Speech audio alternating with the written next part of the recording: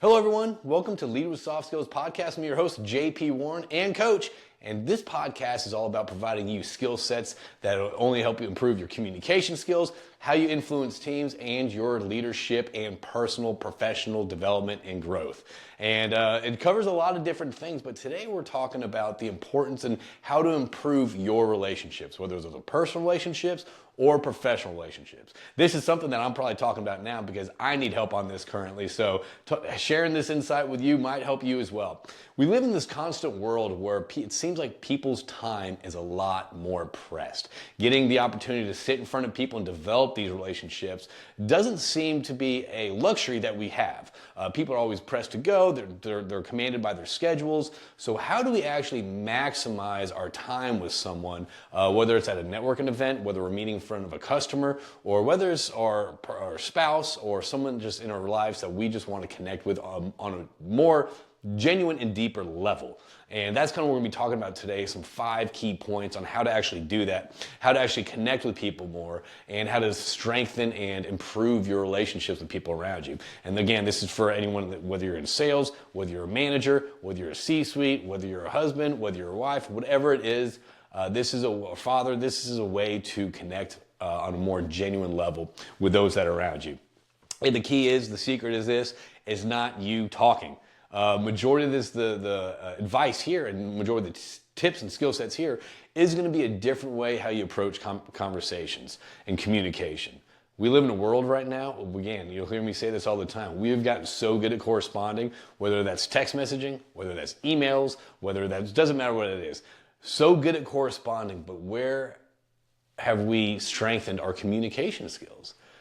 Corresponding is not communications. Corresponding, we're only using your words to communicate a message. That's only 7% how we communicate. So this is really going to dive in on how to actually connect more on a more genuine level, on a more personal level with those that are around you. So let's dive into this today. The first step is this: active listening. I know we've heard this, we all hear about this, the importance of active listening, but what does that actually mean? So active listening is a way for you to showcase that you're listening to the person that you're talking to. You're really actively listening to what they have to say.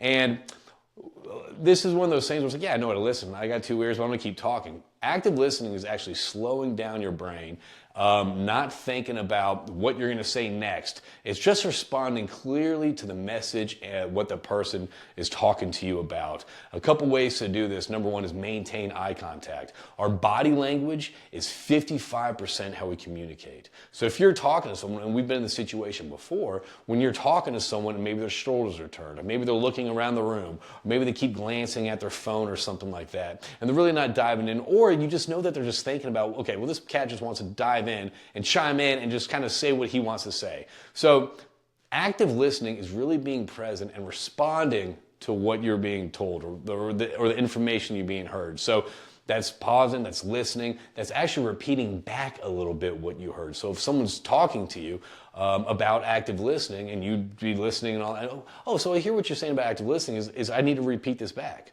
Yeah, that's right. So what it is, again, you're just kind of taking clips, little hooks of what they said in their conversation and just tying that back in and showcasing that you are there listening, you're not distracted, and you're there present. Have your body language there present.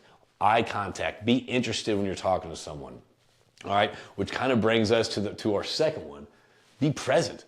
There's a lot of times we have so much distractions around us. I don't care if you're walking to a networking event, whether it's a lunch and learn or whether it's an industry thing where you have a speaker there. There's a lot of external environmental factors that will distract us, will dissuade us from focus on the person that we're talking to. I'm guilty of this, and this is something I constantly try to work on.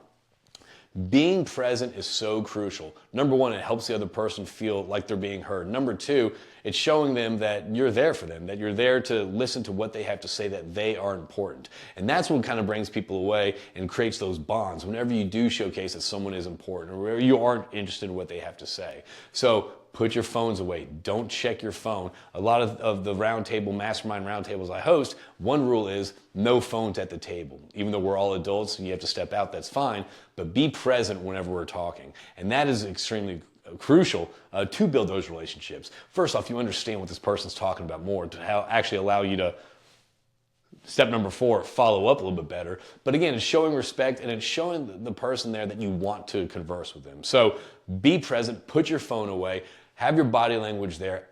Again, I'm probably going to tie all these in as we go. And again, repeat some of the things that they're saying. Repeat some of the key points and ideas, what they're saying, to showcase that you're there.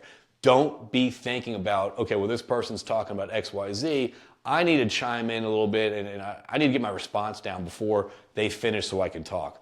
A lot of times when you do that, you disconnect from what they're saying and you're not even listening. So again, when someone's talking to you, be present. Don't think about the response that you have later, because this is why.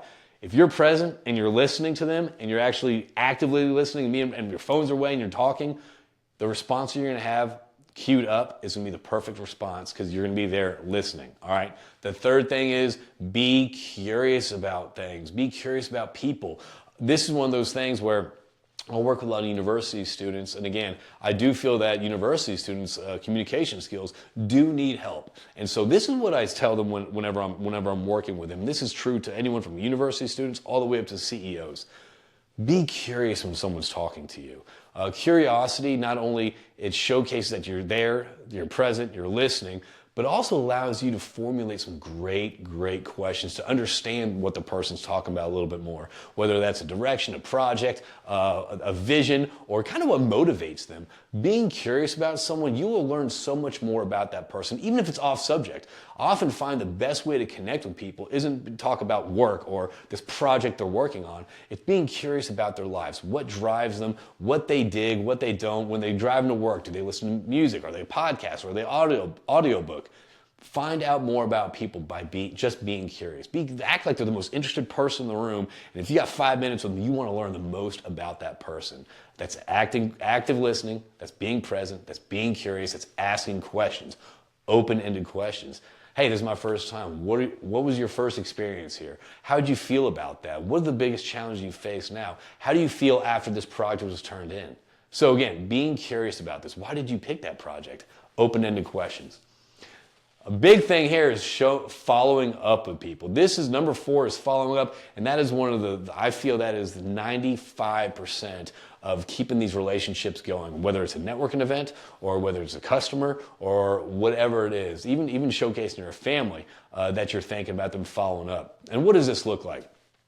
Following up, I think, is associated and equipped with always something like a thank you email after an interview or something like that. However, that's not really true. You got to think about following up is kind of what you do with your friends. You know, you send your friends memes whenever it's like you're thanking them, they'll find this funny, they'll find this interesting, whatever that is. It's the exact same thing, but on a professional level. Following up with someone after you meet them, after you get their contact information, it's pretty simple, but it also keeps those bridges alive. It keeps those arteries of communication alive. So if you're talking about someone with a certain subject about whatever, AI in the workforce, let's just go with that.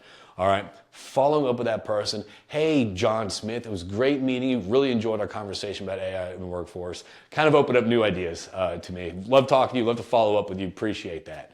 Not only that, once you start seeing stuff, and you want to keep the relationship alive, you don't always have to follow up with the same, hey, saw this. You don't have to follow up with the same, structured stuff. So when you do see something, whether it's a podcast, whether it's an article, whether it's some sort of industry change on AI in the workforce, just simply ping them. Send it to them, just like you would send memes to your friends. Following up keeps the connections alive, and it keeps the knowledge share exchange between you two alive and present. So again, following up with people, you don't have to do it every week. You just have to do it whenever something does remind you of that person that you do want to continue the relationship with. Ping them, follow up, send them a point of interest, send them an article of interest or an interesting episode podcast that you heard, and keep the relationships going. Another thing is show gratitude whenever you're talking to someone. Hey, I appreciate for your time. Hey, I learned a lot from our discussion. Thank you for talking to me about this stuff. Showcasing a gratitude and appreciation for people makes that person feel special, makes that person feel heard, and makes them actually kind of want to continue. It validates them. So it makes them want to engage with you more. And again, all of this, there's some sort of science behind this. Whenever you are talking to someone, you are asking them questions, and they're talking about themselves the majority of the conversation, there's some weird thing about this that they're going to walk away and be like, wow, I really like that person. For some reason, something really clicked with us. Yeah, because you're talking about yourself.